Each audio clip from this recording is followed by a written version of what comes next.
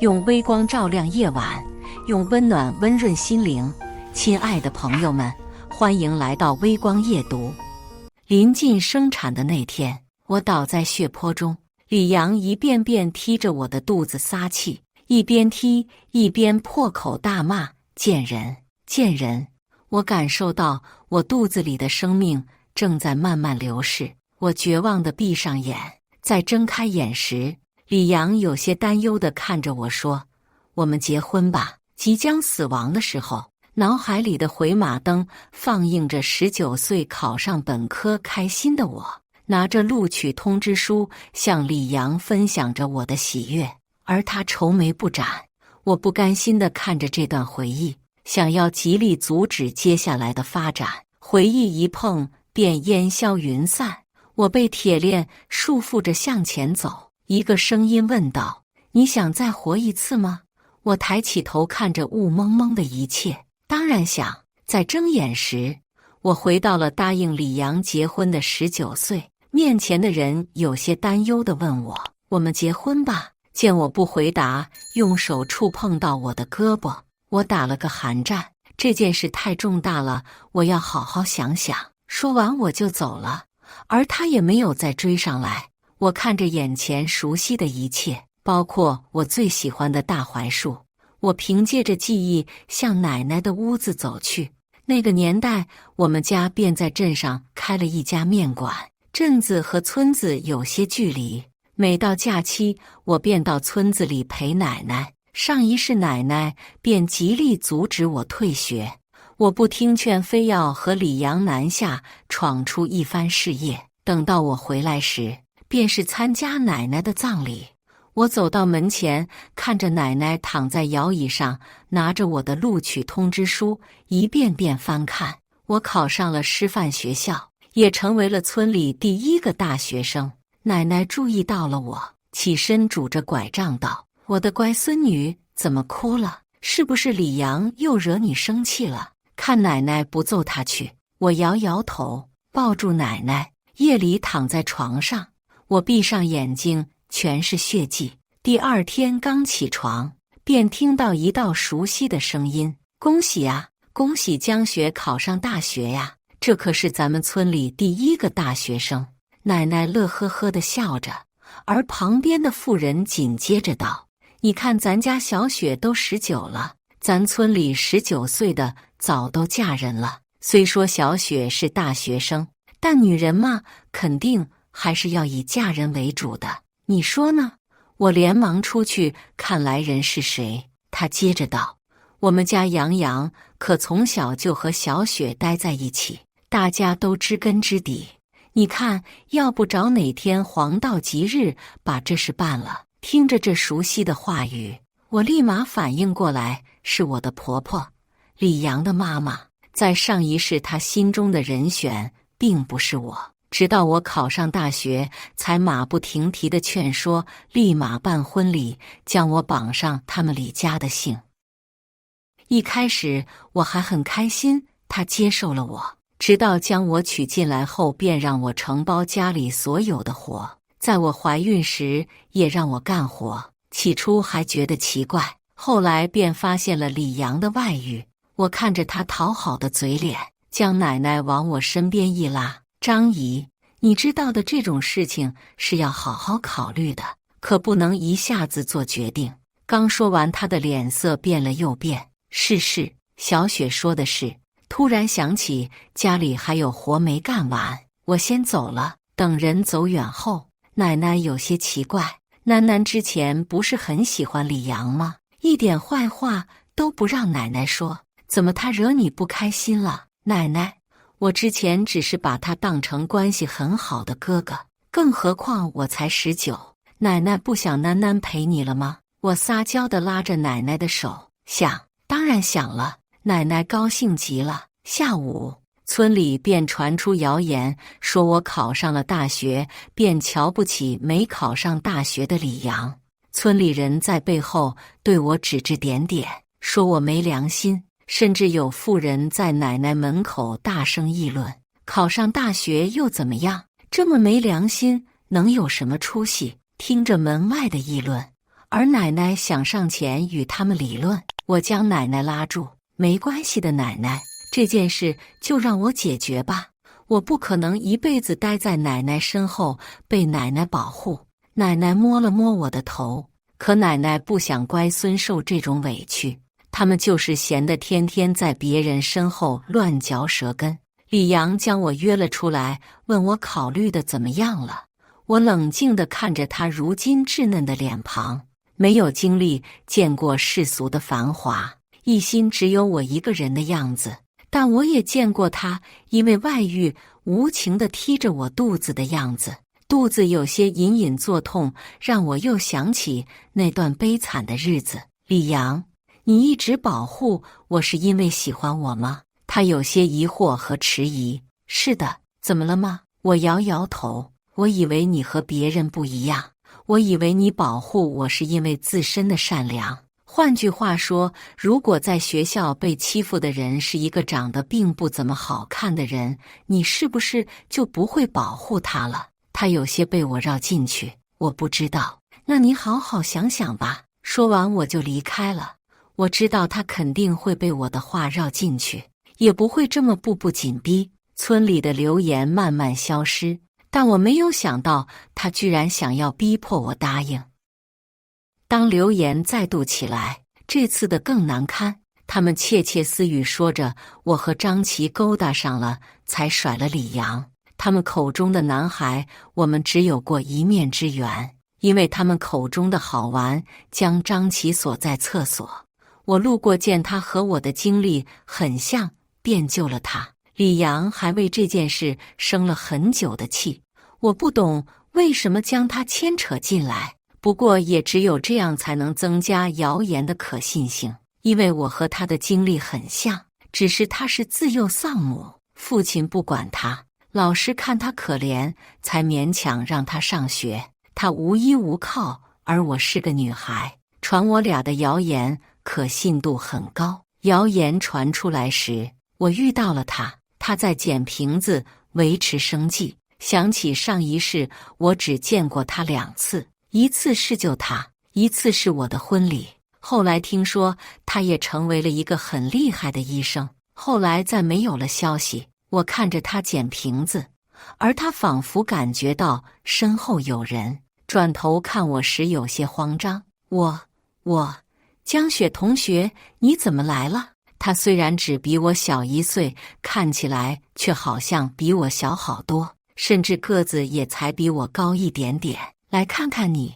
他有些局促地放下瓶子。恭喜你呀，考上大学了。谢谢，你明年也一定能考上。不过我比你大，你应该叫我姐姐。江雪姐。看着他慢慢红的脸，我这么多天的阴霾散了一些。那些谣言你不用放心上，你现在当务之急就是好好学习，然后明年考上好大学，知道了吗？对不起啊，江雪姐。他指的是谣言，而我丝毫不在意，摸了摸他有些脏乱的头发就走了。隔天我便请村长将大家聚到一起，我站在大槐树旁，拿着喇叭站在台子上。喂，今天把大家叫到这里是有几件事。第一，就是我作为第一个村子里考上大学的大学生，为了感谢大家，我们要办1周的流水席，大家都可以来吃。第二，就是关于最近的谣言我都听说了，我毕竟也是各位叔叔婶婶爷爷奶奶看着长大的，到底怎么样，相信大家心里都有答案。那个谣言供大家玩乐也没啥，就是别转得太离谱，毕竟大家都是一个村的，抬头不见低头见的，这玩意听听就得了，谁当真了，那可真说句难听的，白活了这么多年了。底下的村民笑声一片，就是，谁要是信了我，可要嘲笑他了。说完后，我便回了家。1周的流水席本就是父母为了庆祝我考上大学而打算办的，如今只是有些提前了。流水席办了7天，我也邀请张琪来为我庆祝，虽然他只吃了1次就走了，直到最后一天，我才看到李阳被他母亲拉来。小雪，这么久了，还没祝你考上大学了呢。前几天姨家里真的忙，没事，姨今天来了就行。那几天的谣言，你别往心里去，都是那些闲得没事干的人传的。我点头笑着表示理解。而李阳趁着他母亲不注意，跑到我面前低头道歉。你知道的，我不可能原谅你，我一直讨厌这种人。他看着我有些不可置信，过了一会走开了。看着他的背影，我突然想起一句话，原来人真的不是突然烂掉的。上了大学以后，我按部就班的生活着，再次听说李阳的消息，便是他结婚的消息。他邀请了我。时隔1年，我看着在工厂工作有些沧桑的他，而当看到他的结婚对象时，我的手有些颤抖。是他上一世出轨的对象。原来一切早都注定。李阳的母亲从一开始便看上了孙倩倩做他家儿媳，碍于李阳喜欢我才作罢，直到我考上了大学，他才答应。我们结婚时，李阳满口答应我说先不生孩子，等我休学，带着钱与他南下赚到第一笔钱。因为不生孩子，他与我的矛盾达到了顶峰。我发现外遇时，他孩子已经1岁半了。算算日期，正好是第一次吵架的时候。趁别人不注意，我擦去了眼角为我即将临盆的孩子而难过的眼泪。看着台上司仪主持着新人的婚礼，我不由想起前世我穿着不合身的婚纱，戴着不合适的戒指，一切都那么不合适，但我还是不听劝阻地嫁给了他。李阳敬我酒时有些不敢看我，而新娘一脸不满地看着我。我喝下酒，祝福的话顺口而出。席吃到一半，我便觉得没意思，离开了。准备回家的路上，感觉身后有人在跟着我。我转头一看，是张琪。这是我第一次看到她穿着整洁，头发也打理得很干净。被我发现的她有些尴尬地捏了捏手指。江学姐，怎么了吗？我有些奇怪。我考上医科大了。是吗？很厉害呀，学校好像离我们学校很近啊。不过你跟着我是为了和我说这个呀？不是，我看你心情有点不好，想着和你说说话。没有啦，我只是今天身体有些不适，所以想回去休息会。是吗？你哪里不适啊？她看起来有些担心。是女孩子家的不适啦。张医生还没有开始学习，就有了医生习惯了吗？我有些好笑地看着他，他被我逗得脸红。走到家门口时，他有些急切地叫住我：“江学姐，天天开心啊！”说完就跑了。我摇了摇头，这小屁孩是又脑补了什么我伤心的戏码了。夜晚奶奶给我熬了红糖水，喝下后我便睡着了。梦里是上一世发生的事。一个声音问我为什么不报仇。我告诉那个声音，当我离他越来越远时，就已经是一种报仇了，因为我会越过越好，而不是一味沉浸在仇恨中。我摸了摸床头的枕巾，被我的眼泪浸湿。离2002年越来越近，我存了些药，也让父母和奶奶存了些药。和舍友出去玩时，偶尔也会碰到张琪在打工。每次看到他时，总是一副干干净净的样子。慢慢的长开了，也有很多小妹妹问他要号码，每次被他说没有手机而拒绝了。我也提醒他存了些药，当非典来临时，我看着大家恐慌的样子，试图安慰大家不用紧张，国家会安顿好我们的。可这些话并不管用，大家一如既往的恐慌。学校被封锁，外面抢盐的一堆又一堆。我打电话告诉父母，不用抢盐，也不用恐慌。他们的声音听起来很慌张，但是也不忘担心我，让我好好照顾自己。我说自己的身体很好，让他们不用担心。但没过几天我便发烧了。被查出发烧时，我便被带走隔离了。尽管知道自己只是普通的发烧，但还是很害怕。躺在狭小的隔离房的床上，恍惚之间，仿佛回到了被冷暴的那几年里，生病发烧，没人在身边，只能硬抗的日子。但也在那段日子里，我的肚子里有了第一个宝宝。当感受到宝宝在肚子里踢我时，我又有了活下去的动力。我睡眼朦胧，脑子有些不清醒。恍惚之间，仿佛看到了一个人在用冷毛巾敷我的额头，没有力气的我被冰冰凉凉的感觉催眠地睡了过去。当家庭主妇的那几年刚开始还很幸福，李阳也并没有露出他的真面目。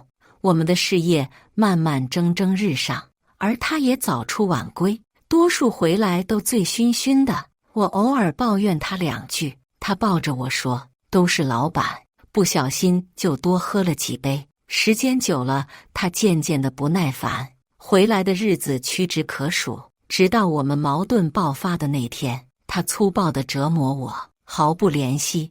我躺在床边流泪时，他不留情地穿好衣服离开了家。后来他对我开始了很久的冷漠，电话不接，微信不回，连公司都找不到他人。那段时间我身体极其虚弱，终于在一次着凉的时候发烧了。凌晨2点，我看着体温计，裹紧被子，喝了退烧药，想着第2天再去医院。第2天到了医院后，医生告诉我可能怀孕了，给我开了些孕妇可以吃的退烧药。做 B 超时，我看着单子上一点点的小东西，感觉生命很奇妙。我抛开了打胎的想法，想着先生下来再离婚。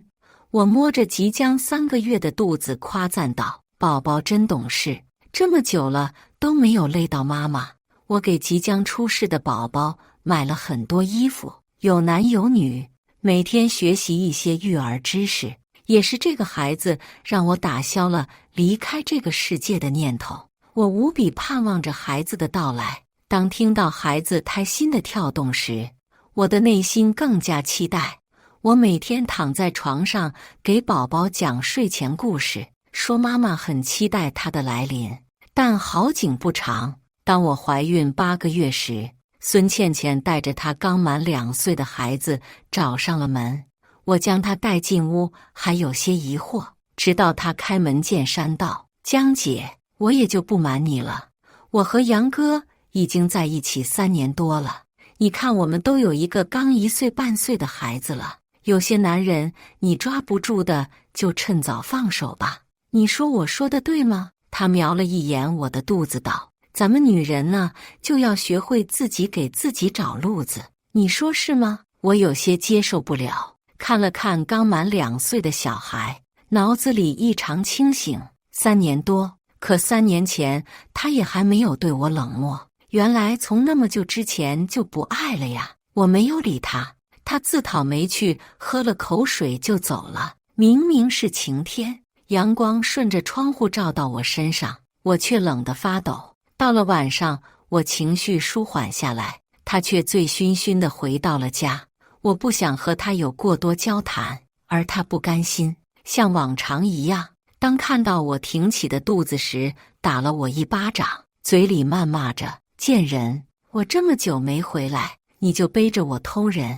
骂着还不起劲，拿起顺手的瓶子向我砸去。我条件反射地捂住肚子，我被砸倒在地，血从我的头上流下来。他踢着我的肚子谩骂着，我捂着肚子向他求饶，而他全然不理睬。别踢我的肚子，别踢我的肚子。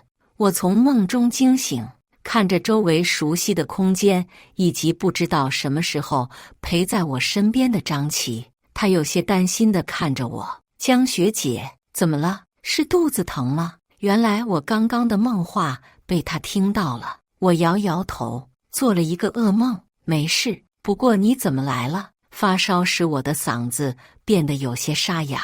他不说话，摸了摸我的额头，我被吓得一激灵躲开了。她有些腼腆地收回手。刚刚我只是想看你还发不发烧，应该是已经退烧了，再休息几天就没事了。我木讷地点点头。不过你怎么来了？不怕我传染给你吗？他有些严肃。怎么能说这种话？你只是发烧，没有得病，不许这么说。被小孩突然教育的，我感觉有些奇怪的挠挠头。知道了，只是开个玩笑，别当真，别当真，以后别开这种玩笑，一点也不好笑。我点点头。不过这里封得这么严，你是怎么进来的？他装作神秘。山人自有妙计，看着他装模作样的样子，我有些好笑。后来被查清楚只是普通发烧时，我休息好后就又回到宿舍，听着舍友对我嘘寒问暖，并告诉我一个八卦：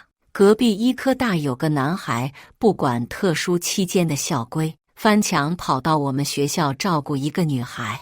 完了之后，学校没查出来那个女孩是谁，但医科大给那个男孩处分了。听完之后，大家唏嘘着，这就是爱情。我不禁有些想起张琪，有些担心的给他发了消息。过了一会，他回复到没事。等到结束后，我回了家，看着奶奶有些苍白的头发，有几分感慨。奶奶在我身旁幸灾乐祸，还好囡囡没有嫁给李阳，她呀现在在厂子里打工，那像囡囡以后肯定是有大出息的。我点点头。聊了一会，得知张琪也回来了，我想着去找一下他，问清楚上次的事。路刚走了一半，我便被一道身影拦住。李阳变得更加沧桑，我不想跟他有丝毫牵连，刚打算走，他拉住我：“对不起，小雪，那个女人是我妈非要让我娶的，你再给我些时间，等我赚到钱了就和她离婚，娶你。”小雪，我一直爱的人是你呀！还没等他说完，我便嫌恶地挣脱他的手。还没等我反击，一道泼妇般的声音便传来，我就知道你还对江雪这个小贱人念念不忘。大家快来看看呐，我不活了呀！说着说着，便撒泼地坐在地上。我看着脸色有些不好的李阳，摇了摇头，便打算走了。声音越来越大，引得村民慢慢聚集起来。李阳将孙倩倩拉起：“你快别给我丢人现眼了！”而孙倩倩哭得越来越大声：“大家快来给我评评理呀！江雪这个不要脸的勾别人的老公了！”围观的人越来越多，看热闹的也越来越多。我有些烦躁，拉起孙倩倩打了她一巴掌，又顺手给了李阳一巴掌。谁对不起谁，大家心里都有数。本来一个村的抬头不见低头见，我也不想把事情做这么绝，但老虎不发威，你真当我是吃素的呀？能不能让人清静点？谁愿意听你家那点破事？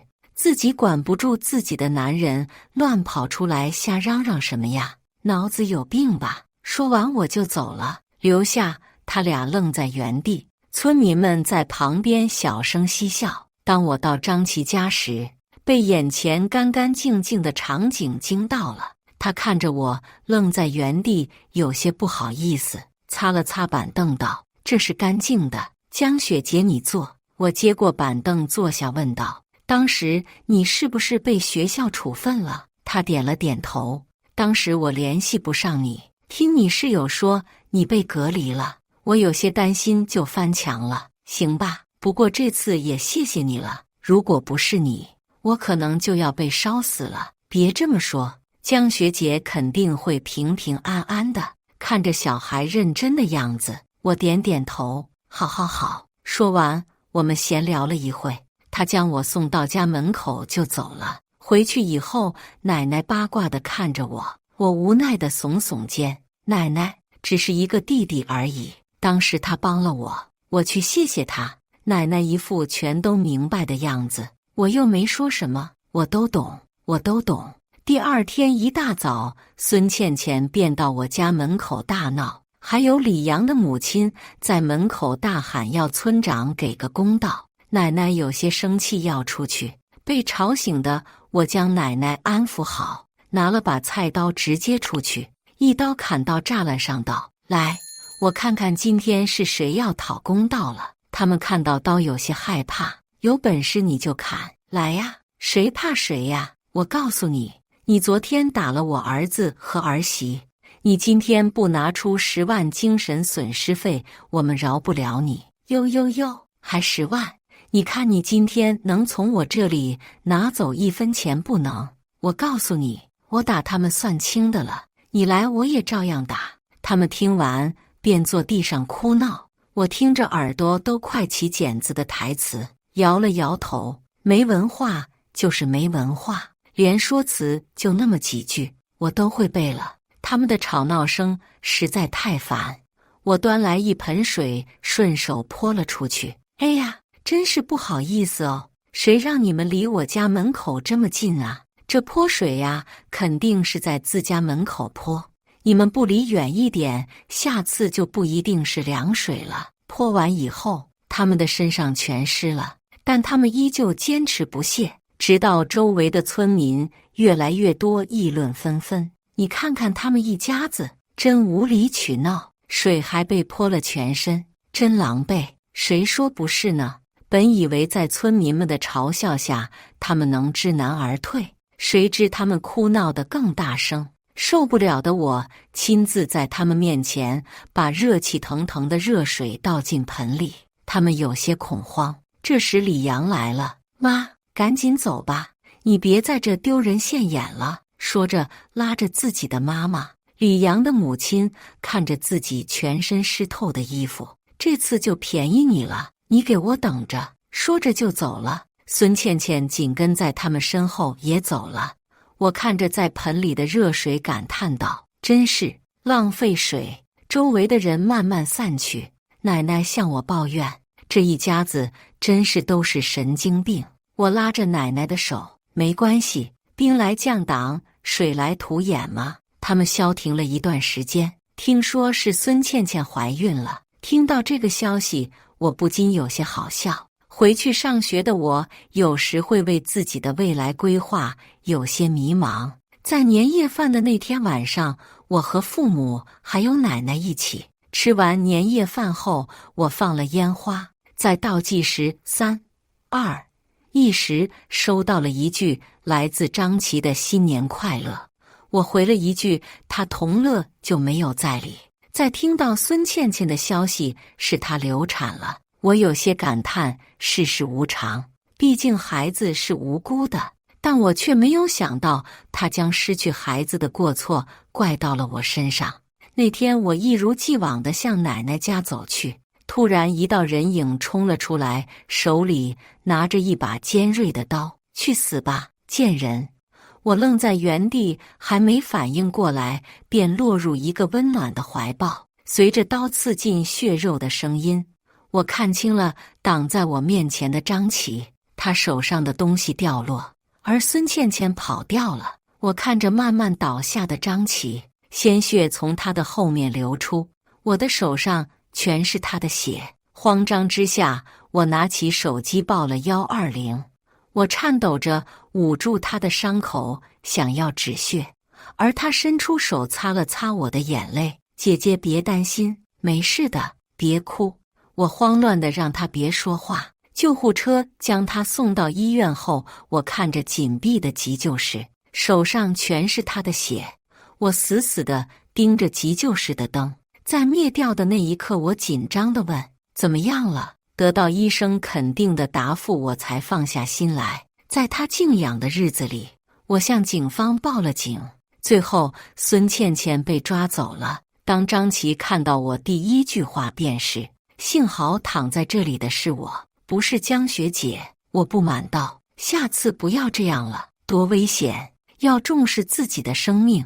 你可是未来救死扶伤的医生。他点点头，除了你，不会有下次了。他住院的这段日子，我照顾着他。当我疲惫地回到家里时，便看到李阳抱歉的面孔。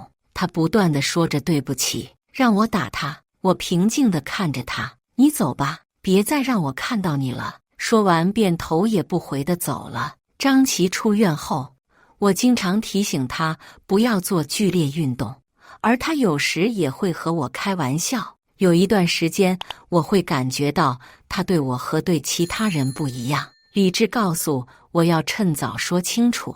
我约他见面，开门见山道：“你是不是喜欢我？”他的脸听到这句话红了起来。是喜欢。我摇了摇头道：“对不起，今天约你出来是想告诉你，我这么长时间只把你当弟弟，但我没有想到你对我的情感发生了变化。我意识到的时候，可能已经晚了，但我还是想和你说，我和你不合适。”说完我就走了，不忍心看他的表情，也没有听到他后面的话语。当我在半夜接到他电话时，有些吃惊。这小子从来都是按时睡觉的。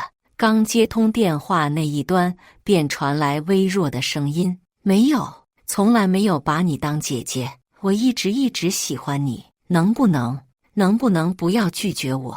我没有说话，他的声音一听便是喝醉了，沉默了许久，听到了一阵细微的哭声。“好的，我知道了。”说完就挂断了电话。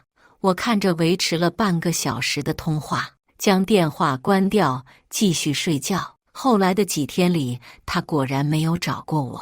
虽然有些不习惯，但我还是3点1线生活着。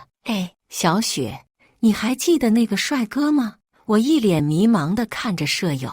就是和你同村的。我点点头。怎么了吗？我这几天看他打了好几份工，真的厉害呀。不过你还是跟他说，让他注意身体吧，年轻人身体也不是这么好的。我点点头，表示自己会传达。我出了校门，来到舍友说的地方，果然看到了异常忙碌的他。我看了一会，旁边的大妈告诉我，这小伙子可真是一天干3份活，挣3份钱，关键还聪明，真能干啊。他注意到了我。我在旁边等他下班，下班后他朝我的方向走来。“江学姐，你怎么来了？”我摇摇头，年轻人还是注意身体，别把自己累垮了。和他说话时，我有些尴尬，但他丝毫没有觉得。“没事的，我自己的身体自己清楚。”看着他这么倔，我也没有说什么。“江学姐饿吗？要吃饭吗？”我摇摇头道：“不用了。我回学校还有点作业要完成，我先走了。”这次过后，我和他便再没有联系。毕业典礼那天，我穿着学士服和我的舍友拍照，突然我的舍友发出了笑声，顺着他们的目光，我看到了拿着一束花的张琪。他看起来很匆忙，还穿着实习医生的白大褂。我一脸懵地看着他，走到我面前笑着说：“江学姐，毕业快乐。”说着将花塞进我的怀里。我条件反射地捧着花说道：“谢谢啊，既然来都来了，一起拍张照吧。”舍友的哄闹声催促着我，我和他合了照。这是我拍过最尴尬的照片。拍完照后，舍友邀请他去参加我们的聚餐，他笑道：“还是算了吧，我是请假出来的，还要回去呢。”“行吧，行吧。”舍友有些遗憾地看了看我。等他走后，他们打趣般问我：“真的不考虑这个弟弟吗？你可是大学4年都没谈过恋爱，这个弟弟也还不错，人好，长得也好看呐。不考虑这种事情，以后再说吧。”说着，我拿着花和舍友走回宿舍收拾东西。等我工作稳定下来后，我回家看了奶奶。奶奶变得很爱发呆，有时候会拉着我说：“乖孙孙，等奶奶走了，要好好照顾自己。”每次我都会假装生气，不允许奶奶说这种话。奶奶倒下的那天，我有些不敢接受，而刚好路过我家的李阳见状帮我打了120，安慰我冷静下来。我的脑子一片混乱，再次看到急救室的大门，我全身颤抖，无法想象等门打开会收到什么样的消息。签字时，我的手都在抖。等了很久很久，灯熄灭时，我冲上前，只见医生摇了摇头，我绝望地倒在地上，听着周围的呼喊声晕了过去。等再次醒来，天已经很黑了，而李阳担心地看着我。我平静地对他说：“你走吧，谢谢你，但我现在不想看到你。”他不放心地对我说：“你千万别做什么傻事。”我走，我现在就走。等他走后，我的父母办理完手续也回来了，他们让我多休息一会，而我并不想。我想去看奶奶最后一眼。我看着被盖上白布的奶奶，明明前2天还叫着我囡囡，现在却安静地躺在那里，我无法控制地哭了起来，而父母也在我身后落了泪。处理完奶奶的事情后，我感觉十分疲惫，躺在床上时也会想奶奶。过了一段时间后，我开始被李阳骚扰，他送我了很多东西，并对我父母说想要照顾我，不会再让我吃苦之类的话。我的疲惫感让我顾及不了，他只想好好休息。没想到他打起了我父母的主意，天天在我家蹲守。我不回家的日子也勤勤恳恳地照顾我父母。过了大半年，我缓过神，我父母已经快被他攻略一半了。他总能讨长辈欢心，知道他们爱听什么，知道他们喜欢什么，这些我早就知道。虽然我爸妈有时会提起他，但主要还是看我。如果我说不愿意，他们也不会怎么样。在他们再次提起这件事时，我严肃地对他们说：“我已经有男朋友了，你们不会让我因为这点小恩小惠和我男朋友分手吧？”他们点点头，表示自己知道了。没想到这一击，李阳的狐狸尾巴露了出来，他直接杀到我住的地方质问我：“我对你做了这么多，为什么你丝毫不给我机会？为什么？我从小就喜欢你，你就这么心狠？我难道一点弥补的机会都没有吗？”他重重地握住我手腕，我想甩开他的手，无奈男女力量太过悬殊。我说的还不够清楚吗？我不愿意，是永远都不会愿意的。你们自己做了什么事，自己不清楚吗？现在跑过来质问我，你还有脸了？他的双眼猩红，趁着他发愣的间隙，我挣开双手。你做这么多，无非就是感动你自己，别一天天全赖在我身上。楼下看热闹的人越聚越多，他碍于面子跑掉了。我看着手腕上的红色印子，想了想，还是去药店买点药膏抹上。买完药后，走在路上，便听到一阵声音叫住我：“江学姐。”听到声音，我往后看，是张琪。很久没见的他长高了许多。他看到我手腕上的红印，皱起了眉头，就近让我坐在座椅上。这是怎么弄的？他边说边拿出我买的药仔细看。我有些不好意思道：“没事，不小心弄的，这明显就是人为。谁欺负你了？”我见瞒不过，他就如实告诉了他：“你们不是相处的挺好的吗？那天奶奶到医院，我还看到她了。”我很快捕捉到一些字眼，疑惑道：“你怎么知道？”我恰好在医院。他一看便是在撒谎，但我也不想再多问。他轻轻地帮我涂完药后，将我送到楼下，有些迟疑地叫住我：“江学姐，我能不能追你呀？”我看着他，思考着。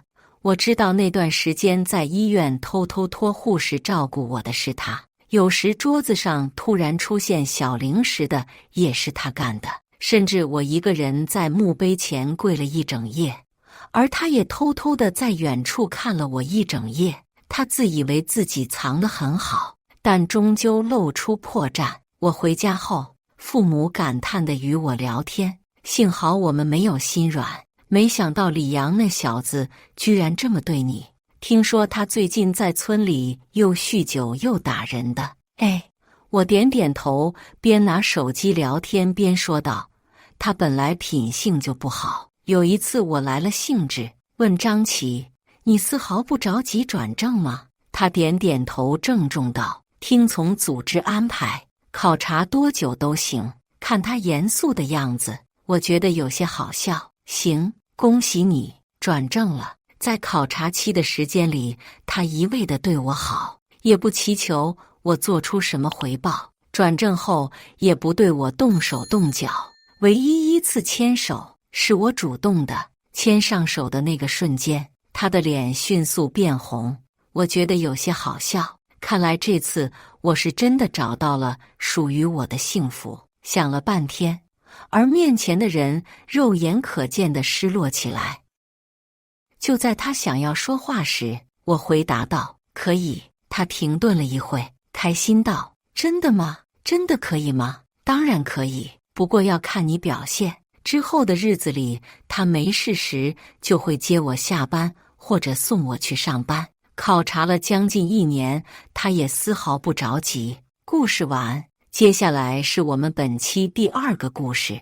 晚上吃饭的时候，许毅的手机响了一声，我刚好想去拿他手机旁边的水杯，刚一伸手，就见他身体僵了一下，最后见我只是想喝水，他眼中的紧张才卸下去。或许是觉得自己刚才的表现太过明显，他顺势拿起手机起身：你先吃，我去一下卫生间。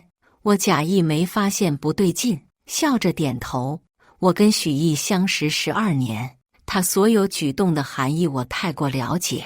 通过刚才那一出，我知道他手机里肯定有秘密。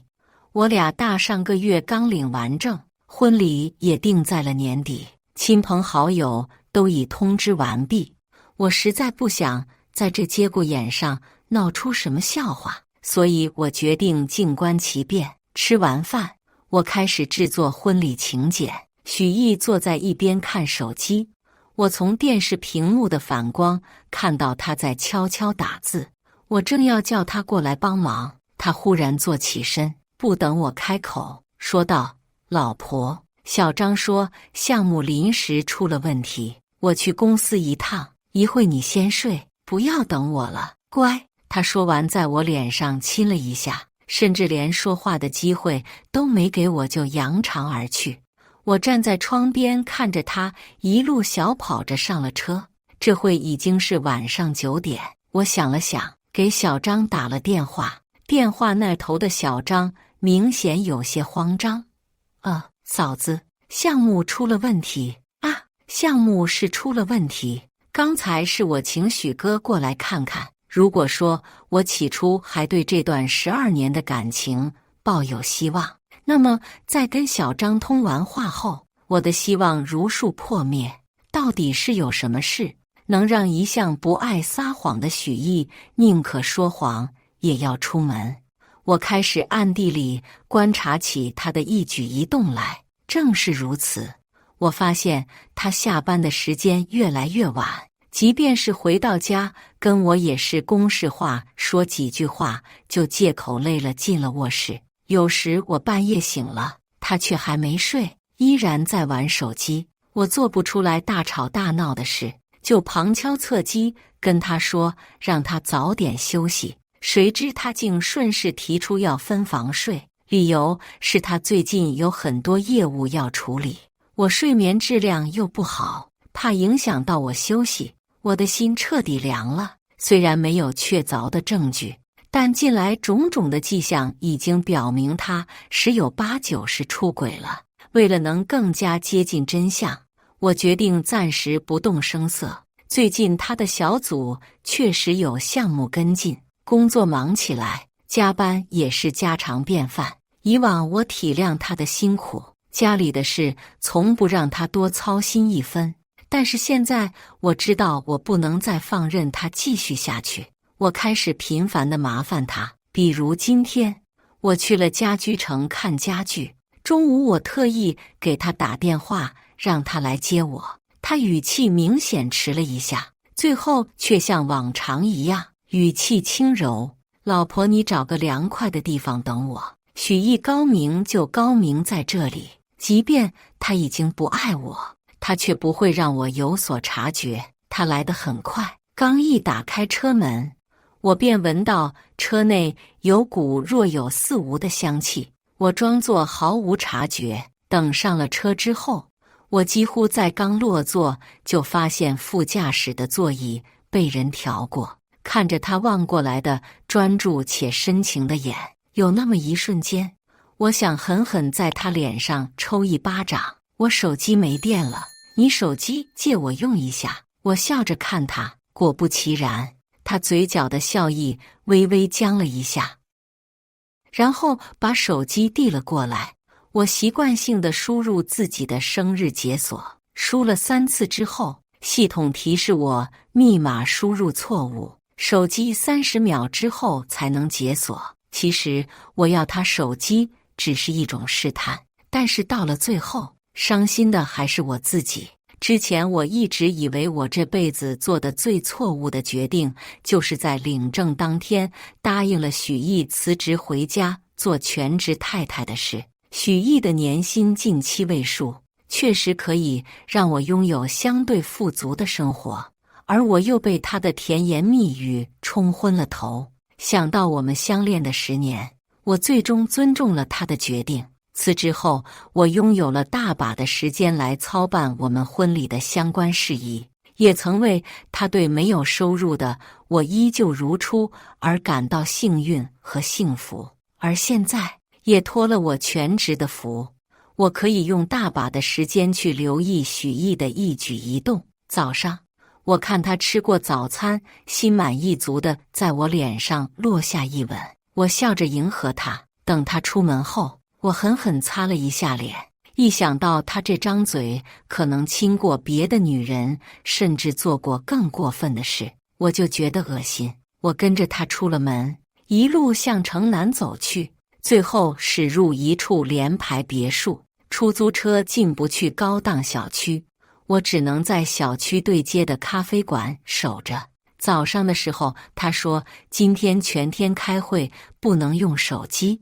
我却不知道他们公司搬到了别墅区，所幸他在里面并未停留太久，大约10分钟，他的车重新驶了出来，只不过副驾驶上多了一个女人。副驾驶开了车窗，我一眼就看清了那个女人是谁。说来有些讽刺，女人竟然是许毅之前口口声声说讨厌的那个人。那个女人跟许毅是同一批进公司的同事，比我们大2岁，叫李晴。她对许毅可以说是一见钟情。在无数个深夜，许毅跟我分享他发来的深情小作文时，眼中满是轻视。我一直跟在他的车后。今天是白色情人节，我看见许毅陪着李晴看电影、逛街，期间2人一直紧紧挽着手。在过马路时，他体贴地让他走在内侧，就像普通情侣那样，甜蜜地做着恋人之间做的所有事情，一切都是那么的理所当然。通过路旁的落地镜，我看到许毅的唇边一直噙着笑，比起面对我时那标准的假笑，这笑明显更让人心动。有好几次我想冲上去质问他，想看看他被我发现偷腥后是什么表情，会不会慌乱，有没有愧疚，但是最后我依然没有行动。我只是默默把2人亲密的样子拍下来，然后我给他打了个电话。只见他的脚步顿了一下，下意识看向身边人。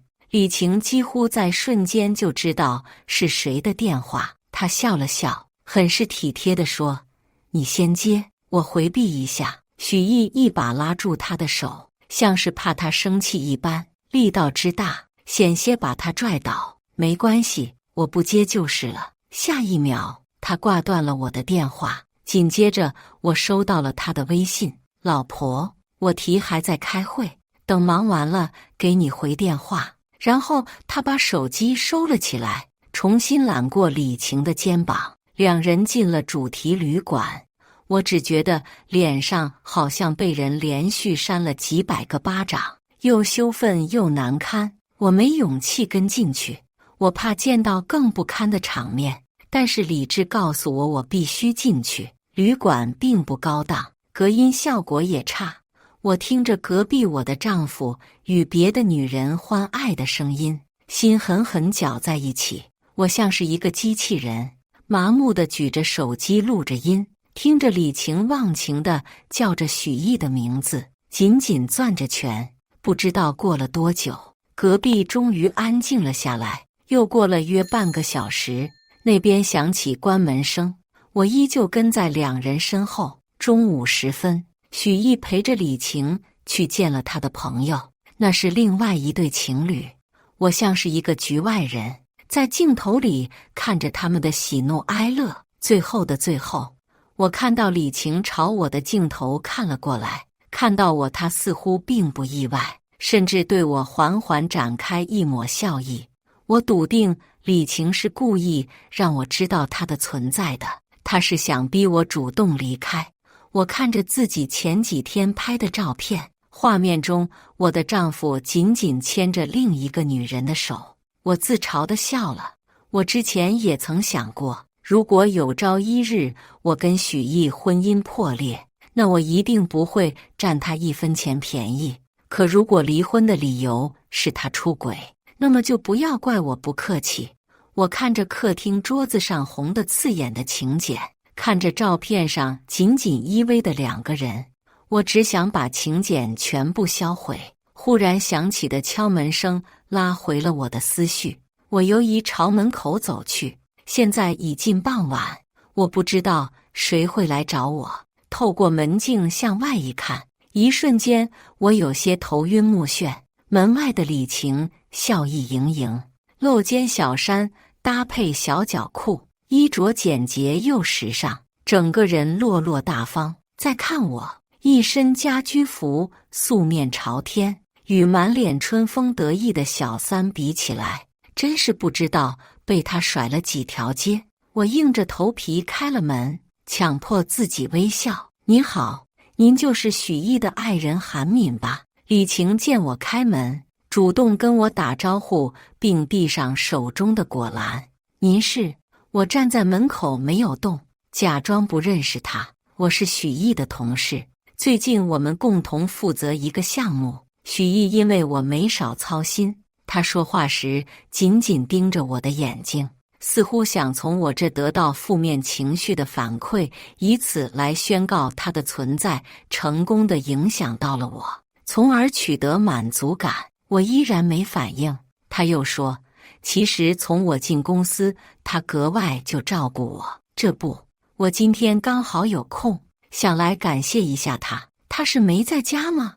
我当然不能如他所愿，几乎捏碎门把手，我才维持住风度，顺手接过果篮，我把他让了进来。您这么一说，我就对上号了。确实，有一段时间他一回家就说工作做不下去，处处都是麻烦，身边也没有得力助手。我还真纳闷是怎么了。我说完，笑得更真诚了。直觉告诉我，今天李晴登门是瞒着许艺的，所以我也没有跟许艺打招呼。我甚至隐隐有些期待许艺看见李晴出现在我家时是什么反应。我在厨房做饭，余光见李晴站在客厅看着我们的婚纱照。过了会儿，她走了过来，笑得爽朗。我帮你吧，我一个人待着太无聊了，我特别喜欢有人陪着。你千万别拿我当外人，我跟许艺关系很近的。我极力克制住扇他一巴掌的冲动，顺手把带泥的菜直接塞到他手里。李姐，那我可就不客气了。他明显愣了一下。我继续说，许艺这人就是爱交朋友，之前我婆婆就总说她交的都是狐朋狗友。李晴面色一僵，我假意未觉，故自说着，但是李姐一看就不是那种不三不四的人。你的年纪在那摆着，岁数大，见的事多，阅历自然丰富。不过话说回来，现在大家伙的素质整体都提高了，有几个人会没有脸皮，拿捏不好尺度呢？李晴不说话了，把水流开大了些。过了会儿，另起了话题。我们都说许艺顾家，原来是家中有贤妻，如果是我也会一下班就回家的。我抓着锅铲的手微微发抖，正要说话，就听见玄关处响起了开门声。许毅的说话声越来越近：“老婆，我回来了，今天做了什么菜？怎么这么……”人走到厨房门口，话也戛然而止，屋中顿时鸦雀无声。我想，许毅这会恐怕已经慌到极点。看着他一张脸变得惨白，我暗爽过后，笑着解围：“是不是觉得很惊喜？”他如遭雷击，眼中的慌乱很是明显，本能的想伸手拉我。我假装不经意躲开，说：“李姐说多谢你平时的帮助，看来是多次请你吃饭你也不肯赴约，只好追到家里来了。”我把他推进厨房：“你回来的正好，你陪李姐聊聊天，我下楼买袋盐。”我说完没再理他们，回到卧室，把平板电脑的录音功能打开，趁两人不注意，放到了餐厅的椅子上。等我回来的时候，李晴已经穿戴整齐，站在门口等我了。我走到跟前，她满脸歉然：“抱歉，我本来想尝尝你的厨艺的，但是公司临时有事需要我去处理，等日后有机会我再来拜访。”他眼中的喜悦明显的让我没法忽视。许毅站在他身后，这会也已经恢复了往常的冷静状态。我假意挽留了一下，最后把人送出了门外。许毅微笑着向李晴摆了摆手，装得跟没事人一样。如果我不知道实情，肯定会以为这俩人就是普通朋友。晚上的时候，许毅异常粘人，他甚至主动来帮我制作请柬和伴手礼。我笑看着他：“你忙了一天很累了，去歇会吧，我自己来就好。”我实在不想让他弄脏了我的东西。看着他道貌岸然的德行，我嫌恶心。我紧紧攥着裁纸刀，想让他消失在世界上的想法险些抑制不住。许毅像是没听到，很是执着地封着蜜蜡。过了会儿，又突然把我抱在怀里，语气惴惴不安：“老婆，我们会幸福的，是不是？”如果我不知道他和李晴的事，我还会傻傻的以为他很爱我。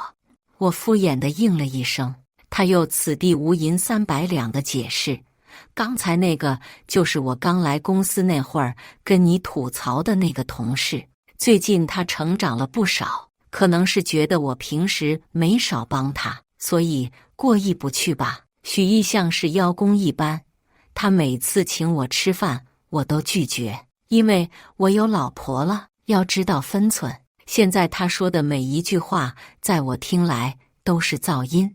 我恨恨裁剪着贺卡，只把这些被割地4分5裂的彩纸当成是他。睡觉的时候，许毅破天荒要求回到主卧。我今天来了，越是不舒服，我借口经期来躲避与他的接触。没想到他那双手碰了不该碰的东西，我恨不能剁了那双手。我什么都不做，我只是想你了。许毅不由分说上了床，躺下后把我揽在怀里。他碰到我的一瞬间，我头皮忽然炸开般的发麻。我在他怀里僵着，听着他逐渐平缓的呼吸，确认许毅睡着了。我拿出平板，起身去卫生间。从录音中听起来，许毅的声音带着怒意：“你怎么回事？你要搞什么？再这样我们就不要联系了。你过了。”李晴，对不起许毅，前些日子是我不对，我只是太爱你了。韩敏说的对，我确实是太下贱了。李晴小声抽泣着，许毅可能是心软了，在说话时语气温柔了不少。他骂你了？李晴没说话，只是抽泣声越来越大。他答非所问：“韩敏真的挺好的，本来就是我做的不对，今天我真的是不想来。可是自从那天我冲动让你娶我之后，你再没理过我，我实在是太害怕了。”下一秒，平板里传来了两人接吻的声音，我胃里一阵翻江倒海。许毅的声音含含糊糊，只要你不离开我，我一定不离开你。我们的关系超越了那张纸。晴晴，你知道我爱你。放下平板，我去厨房转了一圈，摸着刀架上那把在月光下发亮的利刃，我隐忍地给自己倒了杯凉水，然后把录音传到我的手机里。现在一切还不到时机，还需要忍。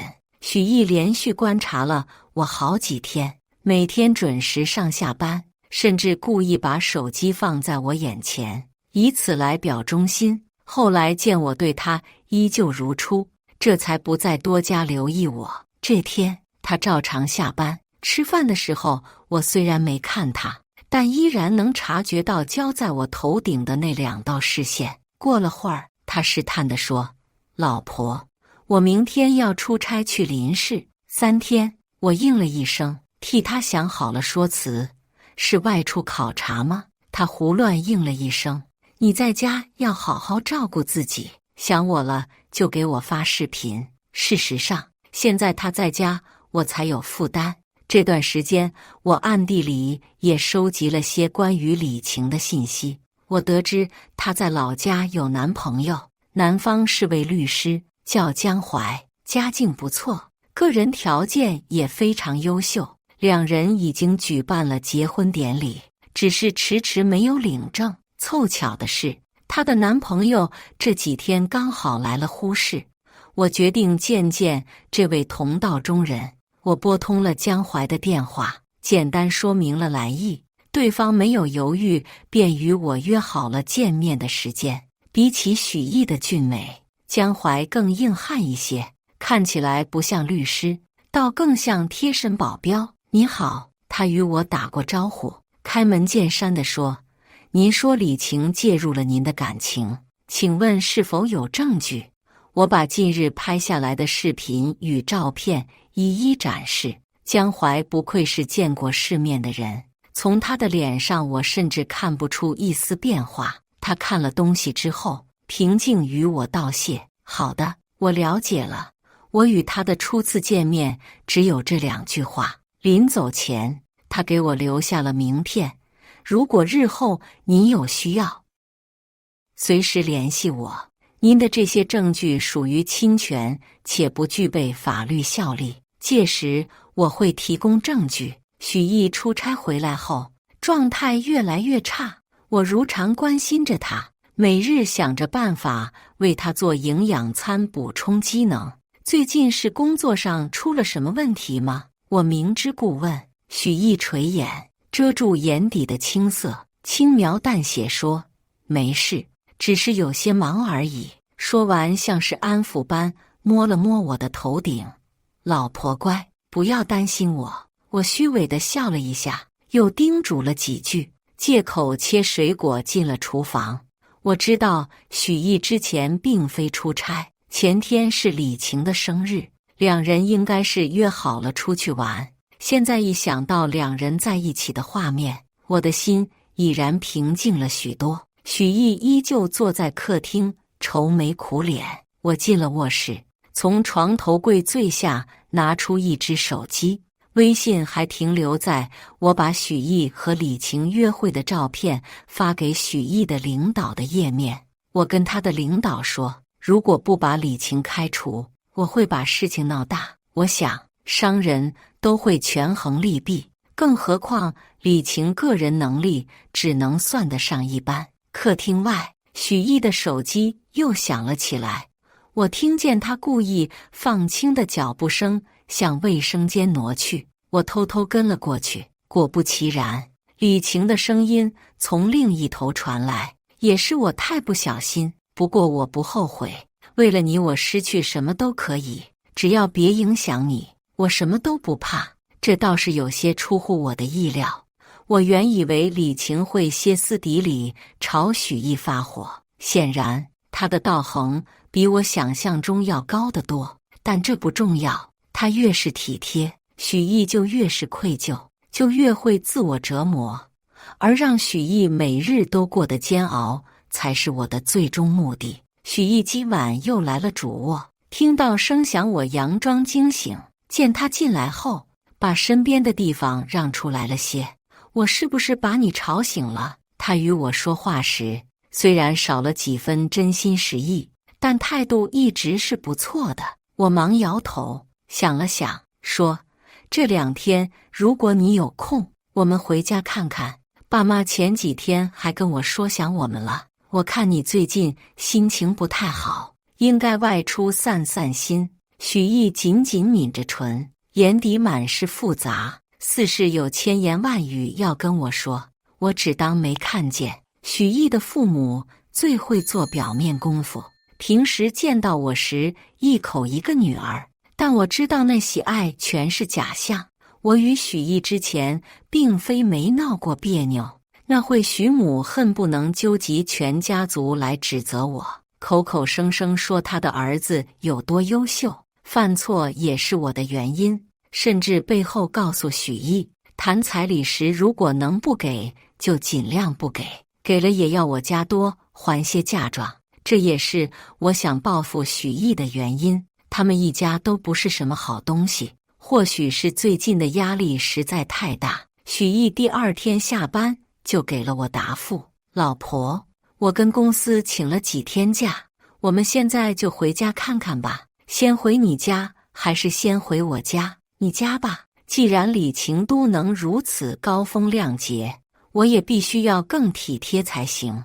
我们的老家距离我们现在的住处车程1个多小时，我们没有事先跟家里打招呼，主要是许毅想给父母一个惊喜。果不其然，看见我们之后，许母紧紧握着许毅的手，激动地说话都结结巴巴：儿子，你怎么瘦成这样？工作压力是不是很大？说完又看了我一眼：小韩没有照顾好你吗？说到最后，他开始阴阳怪气：不是说辞了工作让你养吗？怎么把你照顾成这样？虽然时间已经不早，但是许母还是下厨做了一顿丰盛的晚餐。我看出许毅有话要跟父母说，在他父母的冷脸下，故意慢条斯理吃完饭，然后把碗筷一推，说：我有点累了，先去休息了。当然，进屋之后，我的耳朵没闲着。他们家是2居室，许毅上班后，他的房间被改成了杂物间，所以一家人说话只能在客厅。我背对着门口躺着，察觉到背后有人悄悄推开房门，而后站了一会儿，又悄悄离开。下一瞬，外面传来许母有些刻薄的声音：要不是看他家里有几个臭钱，我会让我儿子跟他结婚。一天天好吃懒做，吃我儿子用我儿子的，竟然还把我儿子照顾成这样。许父忙说：你小点声，别让他听见了。我嗤笑。下一瞬，听见许毅刻意压低的声音：妈，我不想结婚了。客厅安静了一瞬，许母在说话时语气满是怀疑：他又惹你生气了？当初我就说不同意你们在一起，你不是要死要活非要他吗？他显然也被惊到了。再说该通知的我都通知了，有的礼金我都收了，这不是让人看笑话吗？而且他爸马上升职了，对你日后有帮助的。许毅不说话了。许父接过话茬：你是什么原因不想结婚了？当初这条路不是你自己选的吗？许毅这会像是被人碾在脚底的弹簧，触底反弹时有着爆炸性伤害。我不爱他了。他低吼出声，想来是还剩一丝理智。他语气隐忍：我爱上别人了，行了吗？当我亲耳听到他说不爱我时，我竟不觉得难过。想到我即将解脱，不用再当演员，我反而松了口气。客厅静了许久，许母重复了一遍许毅的话：你爱上别人了？那人比韩敏家世还好。许毅沉默。许母又说：我不管你爱上谁了，这婚你们现在不能离，你俩都登完记了，你这时候离婚他勒索你怎么办？许父应了一声：你爱谁是你的事，别让小韩知道，随便你怎么搞，不要把事情传出去就好。我可丢不起那人。我越听越想笑，真是不是一家人不进一家门。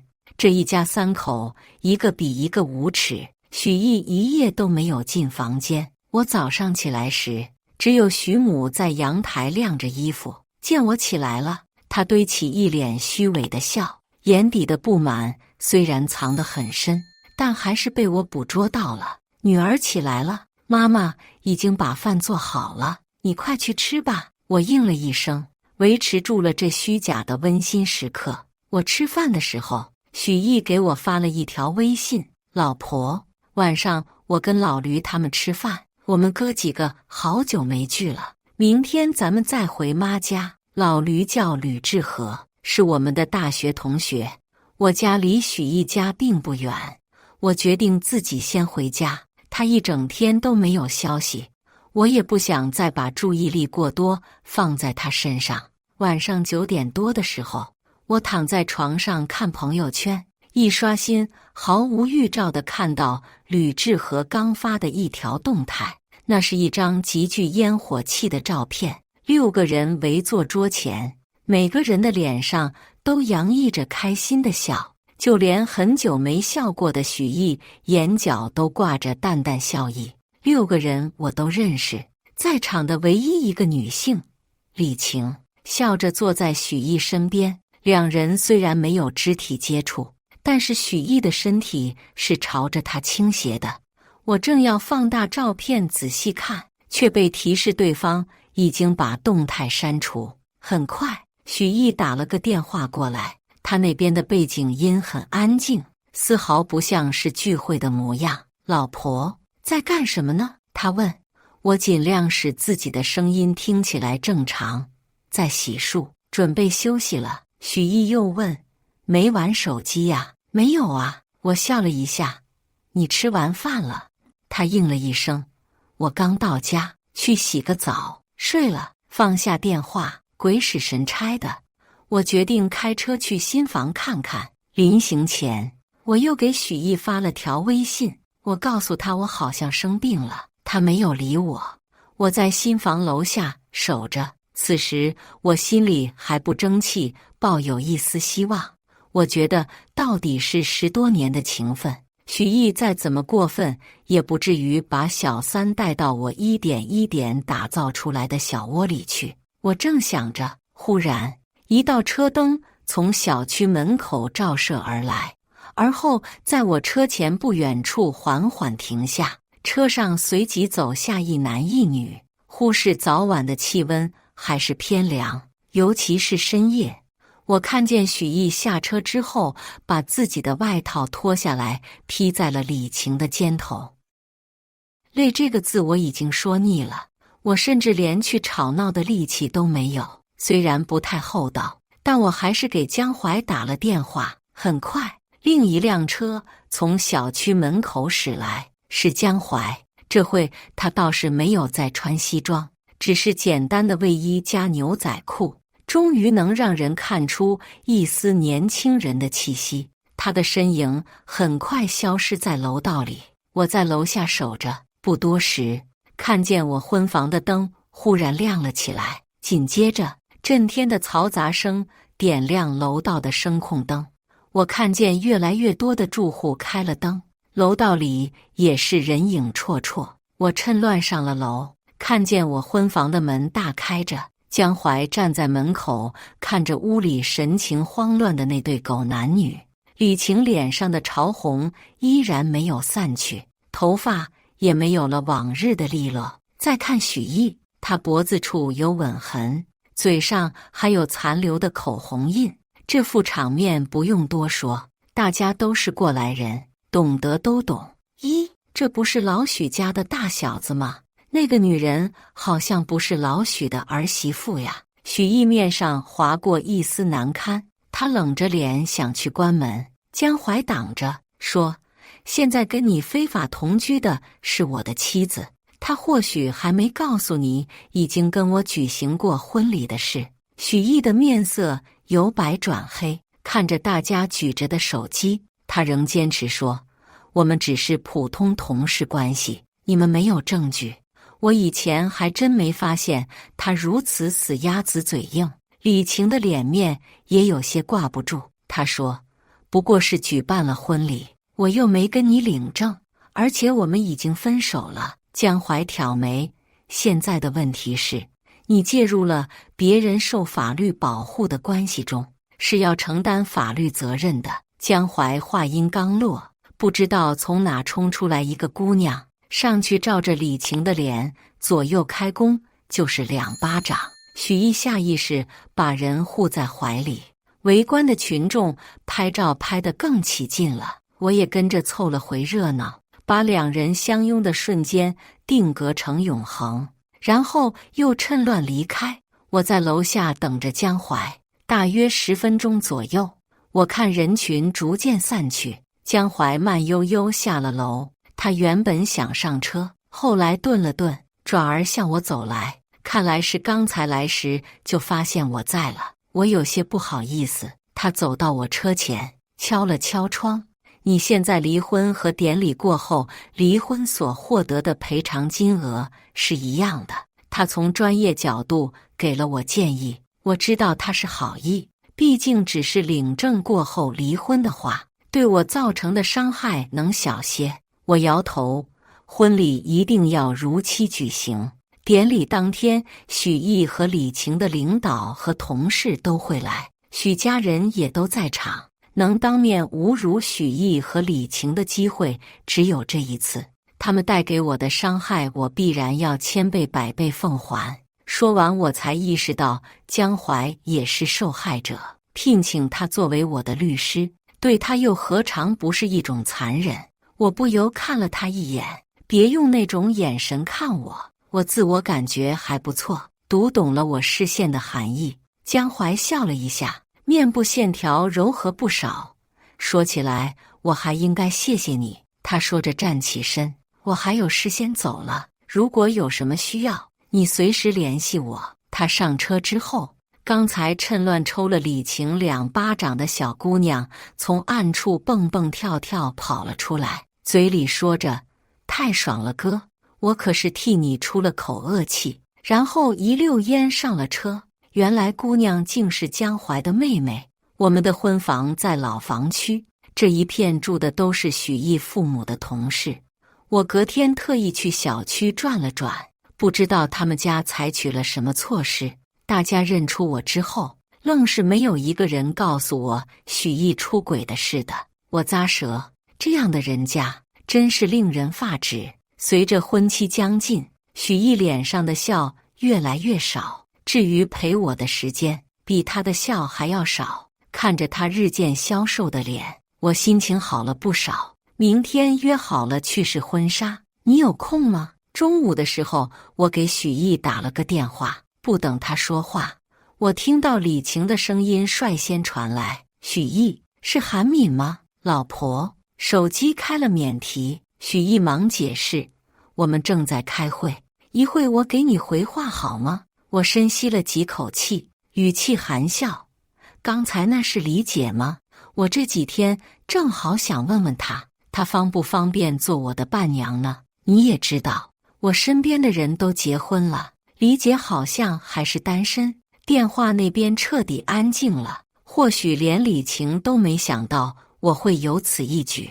她不，许毅本能想拒绝。好啊，李晴应承了下来。就此，我与李晴莫名其妙成了朋友。我去试婚纱，她细心地帮我整理着袋子，轻声说：“韩敏，我觉得我们的口味挺像的，你所有的东西我都喜欢。”她笑看着我，这话倒说得由衷。我从镜子里看她一眼：“你笑得真好看。”我去婚礼现场彩排，她也陪伴在我身边。我站在台下，看着她和许毅相对站在台上，找着合适的递婚戒的身位。李晴看着许毅的视线里满是深情，许毅则是视线闪躲，想移开眼，最后却又被李晴吸引过去。我冷笑出声，这会是他们后半生最后一刻宁静。转眼婚礼已至，我早早起床，按流程进行着所有环节，身边不停有人向我道喜。想到一会的场面，我倒是发自内心的觉得高兴。忙了一上午，中午时分，我终于到达婚礼现场。此时厅内已是宾朋满座，舞台正中间的荧幕上循环播放着我与许艺的婚纱照。我站在门口处，静静看着屋里的一切。随着灯光的骤暗，荧幕中画风一转，婚纱照变成了许艺和李晴约会以及开房的照片。现场顿时鸦雀无声，连司仪都愣住了。许父许母像疯了一样去关投影仪的开关，许艺整个人僵在舞台侧面，像是傀儡。照片播放完毕后，摄像机忽然对准了我身边李晴的脸，下一秒，音响里传来他与许艺欢爱时忘我的叫喊声。许母急火攻心，当场便晕了过去。我看见许艺的领导黑脸拂袖而去，只剩他目光空洞地看着眼前的一切。在众人忽然炸起的讨论声中，我悄然离场。我们这场称得上荒谬的婚礼，在120独特的鸣笛声中结束。我没有再见许家人，只是委托了江淮替我处理相关事宜。过程江淮没有多说，我只知道我得到的赔偿几乎是许家的全部家当。再见到许艺，是我们去民政局离婚的那天，不过是月余没见。他胡子拉碴，哪里还有当初风度翩翩的模样？看见我之后，他像是疯了一般朝我冲过来。老婆，你听我解释。我避开他的触碰，一脸厌恶。他傻傻站在原地，目光好像比婚礼现场还呆滞。从民政局出来，他依然想来纠缠。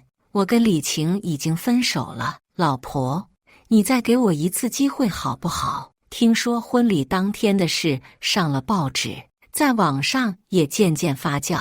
李晴被网暴，甚至被人肉，患了重度抑郁症，这会正在精神病院治疗。我皱眉，绕过许艺想打车，忽然一辆黑色 SUV 停在我面前，车窗摇下，露出江淮坚毅的脸。上车，我毫不犹豫地打开车门，把呆愣的许艺扔在原地。后视镜里，我看到许艺的身影越来越小，直到再看不见，就像我跟他的爱情。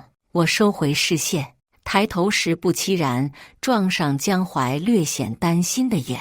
我笑了一下，别用那种眼神看我，我自我感觉还不错。江淮先是一愣，随即大笑开来。我一直以为不幸都是暂时的，背信弃义之人从来都不会有好下场。世上众人皆是，感谢大家的观看。本期影片大家觉得是第一个故事精彩，还是第二个故事精彩呢？欢迎大家在下方评论区讨论。如果你喜欢这类故事，记得点击订阅微光夜读，并分享给更多的人，这会对我帮助很大。再次感谢大家的观看。